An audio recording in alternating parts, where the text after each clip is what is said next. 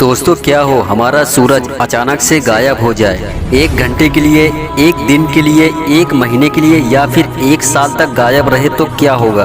दोस्तों ये काल्पनिक तो जरूर है पर हकीकत में हुआ तो क्या होगा, उस हकीकत को आप अभी देखने वाले हो। तो वीडियो को शुरू करते हैं और इस अमेजिंग घटना को देखते हैं। चंद्रमा के साइज का एक बड़ा स्पेसशिप सौर मंडल के अंदर आ चुका है। धरती के लोग इस बात से बेखबर हैं। ये स्पेसशिप है दूर के तारा मंडल पर रहने वाले एक एलियन का, जो कि सूरज को लेने आए हैं। वो टाइसन स्पेयर नाम का एक एडवांस मशीन ले आए हैं, जिसकी मदद से वो सूरज को अंदर डाल के अपने सौर मंडल में ले जा रहे हैं। सूरज ही वो चीज है जो अपनी गुरुत्वाकर्षण बल की मदद से धरती को अपने चारों तरफ घुमाता रहता है। पर अब जैसे ही उन्होंने सूरज को अपनी जगह से हटाया, वैसे ही सौर मंडल के सारे ग्रह जैसे मंगल, बुध, धरती, बृहस्पति, ये सब ग्रह अपनी जगह से हटकर अलग अलग हो गए हैं और अंतरिक्ष में दूर इधर उधर घूमने लगे हैं।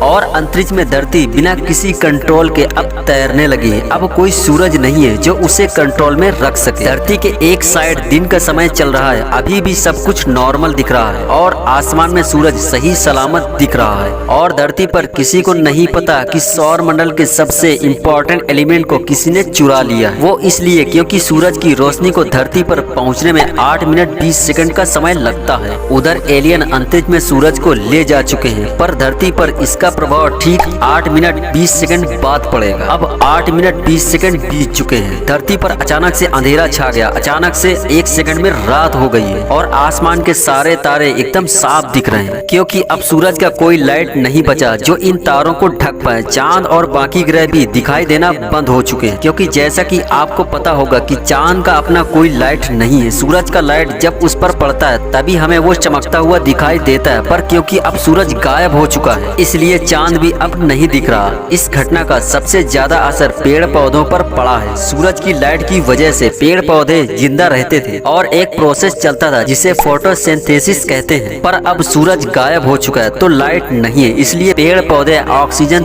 प्रोड्यूस नहीं कर पा रहे हैं। अब 1 घंटे बीत चुके हैं। आधी दुनिया को ये समझ नहीं आ रहा कि ये क्या हुआ। जहाँ रात थी वहाँ भी खबर पहुँच चुकी है कि धरती के दिन वाले साइड में भी रात हो चुकी है। पूरी दुनिया इस घटना से परेशान है और टेम्परेचर धीरे धीरे गिरने लगा है और धरती ठंडा होना शुरू हो चुकी है। पर धरती के अंदर जो कोर है उसके चलते धरती अभी भी अच्छी खासी गर्म है और ज्यादा फर्क नहीं पड़ा।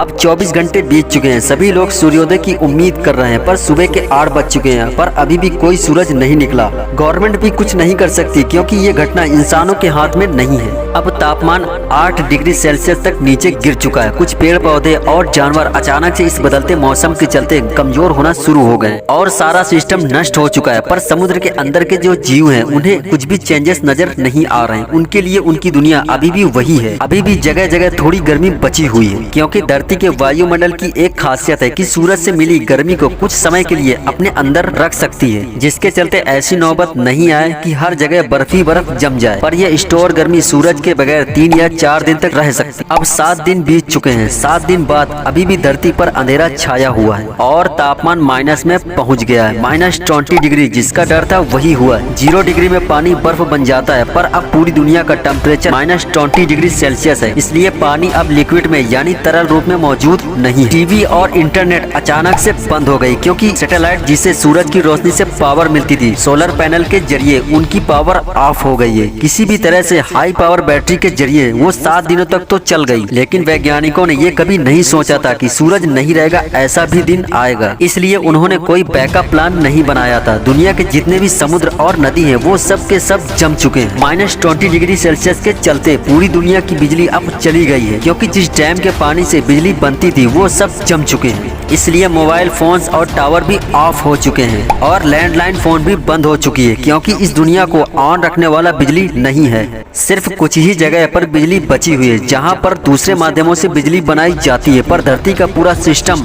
इधर से उधर होने के चलते वो भी कुछ ही दिनों में बंद होने वाली। लोग अपने जान पहचान वाले को फोन नहीं कर पा रहे हैं। इंटरनेट और फोन से जुड़ी वही दुनिया अब पूरी तरह से डिस्कनेक्टेड हो चुकी है। जहाँ तक पेड़ पौधे अब पूरी तरह से मर चुके हैं, क्योंकि बिना सूरज के फोटोसिंथेसिस के वो इतने दिनों तक जिंदा नहीं रह सकते। और पेड़ पौधों को खाने वाले जानवर भी अब धीरे धीरे मर रहे हैं, क्योंकि पेड़ पौधे अपने आप को जिंदा नहीं रख पा रहे हैं और वो सूख रहे हैं, जिसके चलते धरती पर इसकी कमी हो गई और उतने पेड़ अब तक नहीं बचे जिससे सारे जानवरों को खाना मिल सके। जो पैसे वाले हैं उन्होंने इन 7 दिनों में अपने लिए बेसमेंट बनवा लिए हैं ताकि वो इस कपकपाती ठंड से बच पाएं और एक सुरक्षित जगह पर कम से कम जिंदा रह सके। गवर्नमेंट ने गरीब लोगों के लिए अंडरग्राउंड बेसमेंट बनवा रखा ताकि वो उसमें जाकर रह पाएं और इस ठंड से बच पाएं। और सारे लोग एक समूह में जी रहे हैं और अब रात ही रात है। टाइम अब सेंस नहीं बनाता कब दिन है और कब रात है। आसमान के तारों का एक अलग ही मैप दिख रहा है क्योंकि धरती अब अंतरिक्ष में अकेले तैरते तैरते किसी अनजान जगह पर आ चुकी है।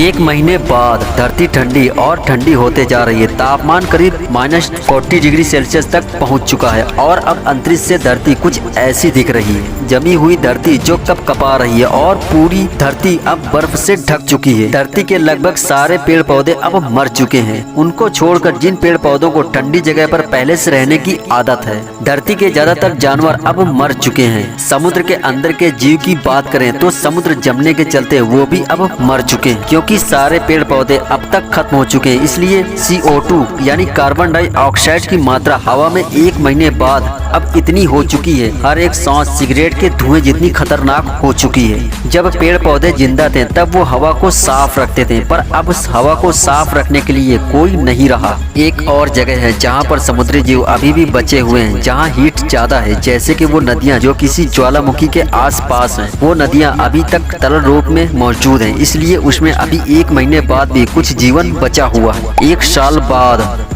जो जीवन बचा हुआ था वो अब तक खत्म हो चुका है क्योंकि सारे वोल्केनो इस अनइमेजिनेबल ठंड के चलते निष्क्रिय हो गए, जिसके चलते जो समुद्र जमे नहीं थे वो अब तक जम चुके हैं, सिवाय एक आध को छोड़कर। धरती पर ठंड इतनी बढ़ चुकी है कि अब कोई जानवर धरती पर मौजूद नहीं है। धरती की पूरी सतह पर जो बर्फ की लेयर थी वो अब हजारों गुना मोटी हो गई है। शहरें अब कुछ ऐसी दिखती है, सारे बिल्डिंग बर्फ में जमे हुए हैं और बड़ी बड़ी बर्फ की चट्टानें यहाँ वहाँ फॉर्म हो गई है। पर आश्चर्यजनक तरीके से एक जगह है जहाँ जीवन अभी भी चल रही है, वो है समुद्र के सबसे गहरे पार्ट में। वही एक जगह है जहाँ पर धरती के कोर से उसे हीट मिल रही है, जिसके चलते अभी भी वहाँ पानी बचा है और जिंदगी मौजूद है। और इसके अलावा जितने लोग हो सके उतने लोग साउथ पोल और नॉर्थ पोल की तरफ चले गए हैं क्योंकि वो धरती के उस पार्ट में मौजूद है जहाँ पर बहुत सारा जियोथर्मल एक्टिविटी, मतलब धरती के कोर से उसे हीट मिल रही है, जिसके चलते धरती के उस पार्ट में हल्की सी गर्मी मौजूद। 1000 साल बाद